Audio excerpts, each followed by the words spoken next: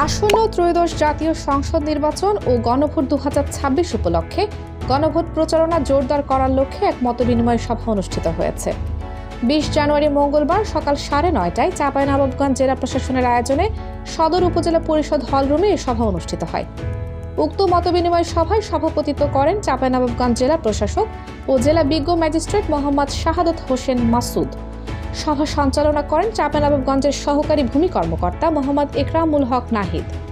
অনুষ্ঠানে প্রধান অতিথি হিসেবে উপস্থিত ছিলেন প্রাথমিক ও গণশিক্ষা মন্ত্রণালয়ের মাননীয় উপদেষ্টা অধ্যাপক ডাক্তার বিধান রঞ্জন রায় পোদ্দার। তিনি তার বক্তব্যে বলেন, গণভোটের গুরুত্ব সাধারণ মানুষের কাছে আরও স্পষ্টভাবে তুলে ধরতে হবে। গণতান্ত্রিক প্রক্রিয়াকে শক্তিশালী করতে গণভোট প্রচারণা অব্যাহত রাখতে হবে এবং হ্যাঁ ভোট নিশ্চিত করতে সকল ভোটারকে উৎসাহিত করার উপর গুরুত্ব দেন তিনি। দেশ দর্পণ নিউজ, দেশের সাধারণ জনগণের সংবাদ মাধ্যম। আপনার সংবাদ এবং বিজ্ঞাপন প্রচারের জন্য যোগাযোগ করুন স্ক্রিনে দেখানো হোয়াটসঅ্যাপ নম্বরে।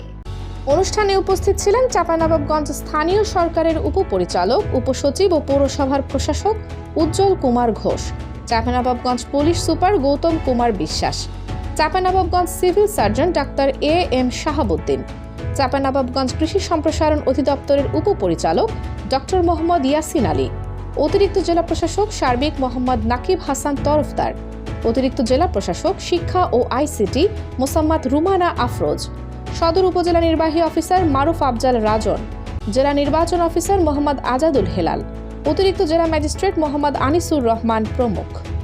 সভায় বক্তারা বলেন, অবাধ, সুষ্ঠু ও অংশগ্রহণমূলক নির্বাচন ও গণভোট আয়োজনের জন্য প্রশাসন, জনপ্রতিনিধি ও সংশ্লিষ্ট সকল পক্ষকে সমন্বিতভাবে কাজ করতে হবে।